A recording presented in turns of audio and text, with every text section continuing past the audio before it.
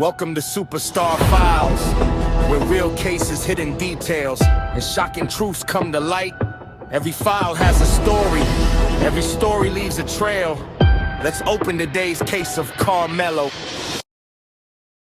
Anthony.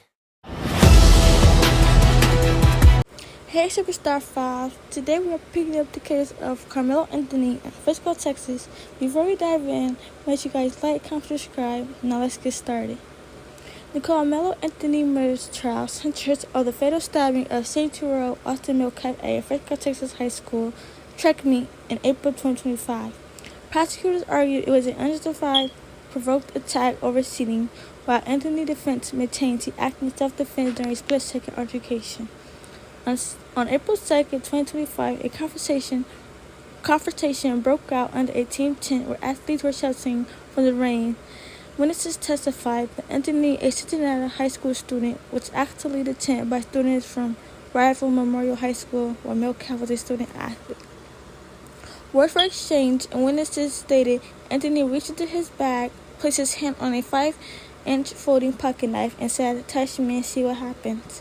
When Milcalf's teammate, twin brother, approached to push Anthony away, Anthony fatally stabbed Milcalf in the chest.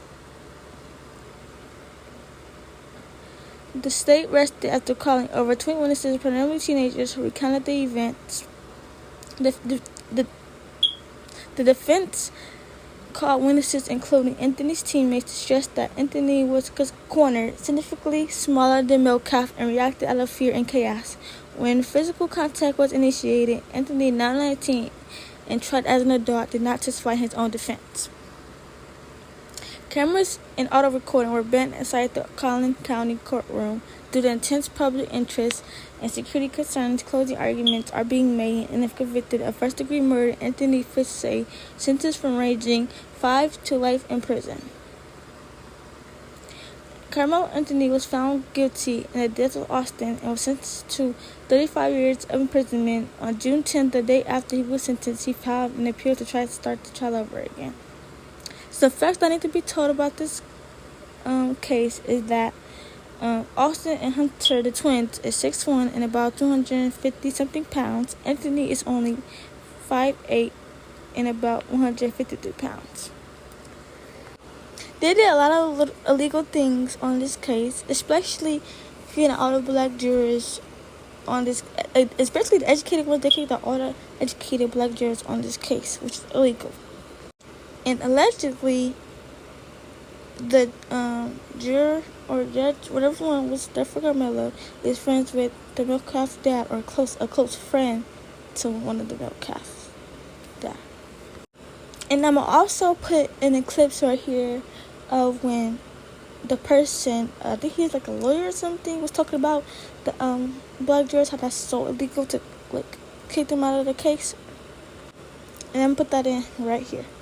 Controversy about that, as well as there being no black jury members on this trial. So can you explain to me the controversy behind that and how important jury selection is to a case? Can it really define its outcome here?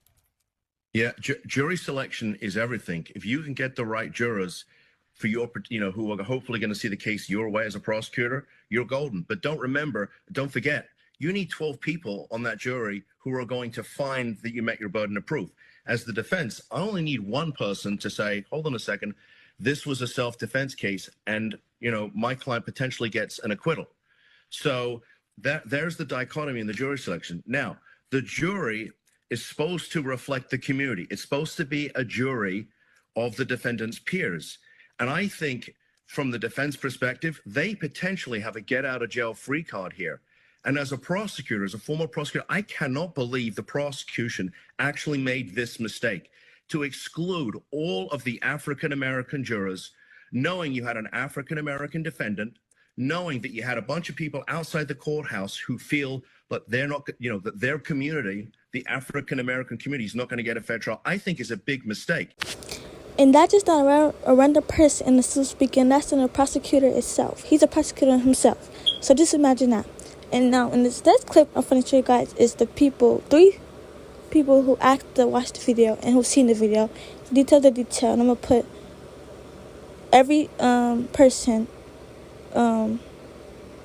view in the video. Sorry, guys. Hello everybody, I'm an advocate for Karmelo Anthony. My name is T, and when I went to see the video, they asked if you want to see it from either 2 minutes before the stabbing or 11 minutes before. So I chose 11 minutes. From the moment she pressed play, Karmelo Anthony was already sitting up underneath that canopy. And he was sitting there for at least 8 to 9.5 minutes. You see, well, I saw a boy in a black hoodie go over to him first, and then they left out of the tent, and then you see coming across the field was another 6 boys. When they got to the bleachers, one, he went out of frame, and the other one sat at the bottom. But the remaining 4, they went directly to Karmelo Anthony, and like T said before, it was a brief conversation, and then all you see is commotion. And we know from the interviews that Hunter did, we know that Hunter was, in fact, up underneath that tent.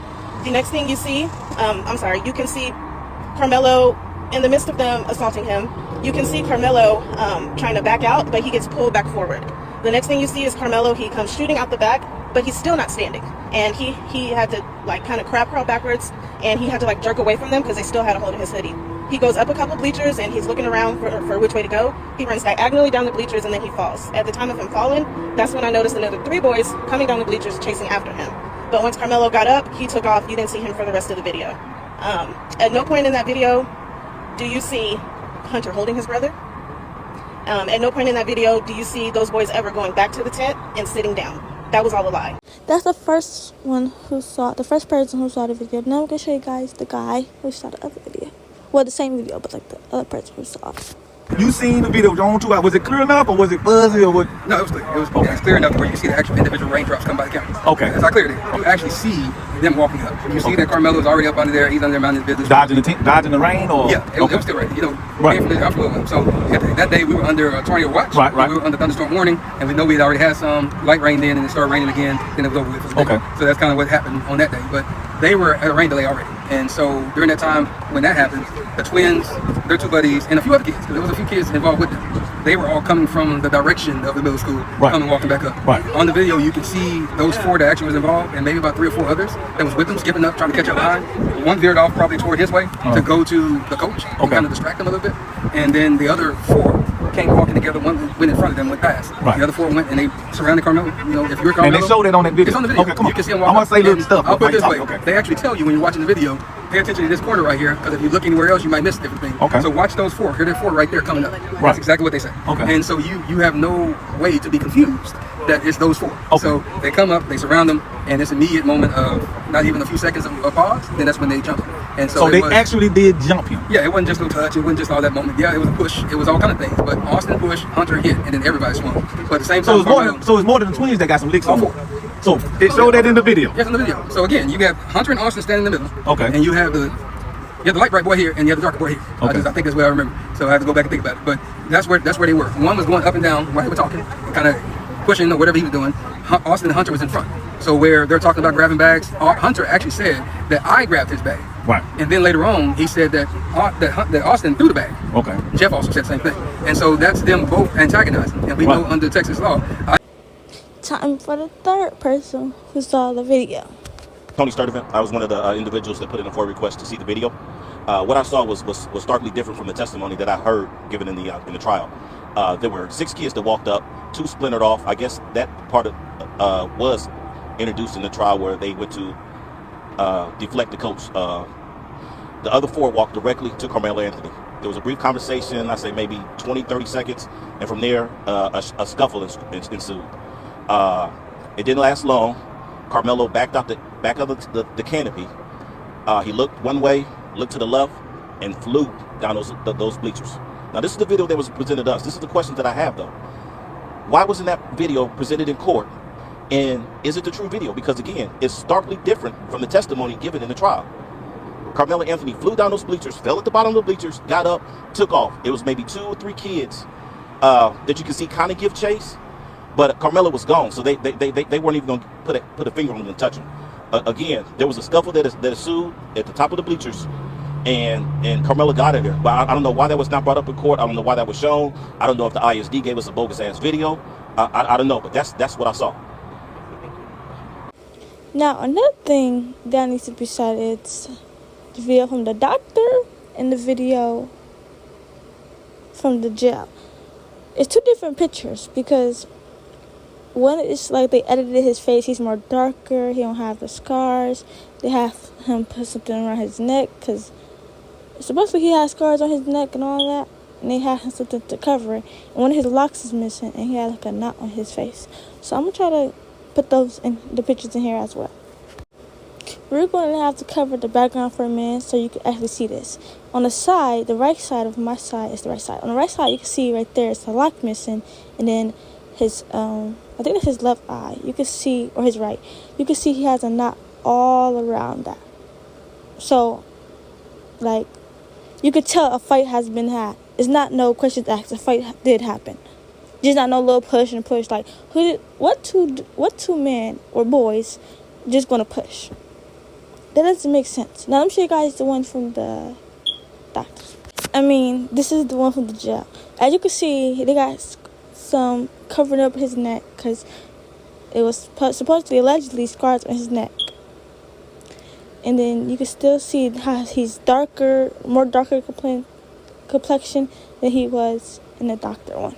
So, like, why didn't they bring up none of this? Like, his lawyer didn't bring up none of this inside the court when the trial was happening. I don't understand none of this. It seemed like his lawyer was not trying at all, and he just wanted the money. He was in it for the money.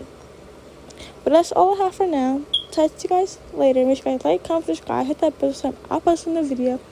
And I'll see you guys in my next video.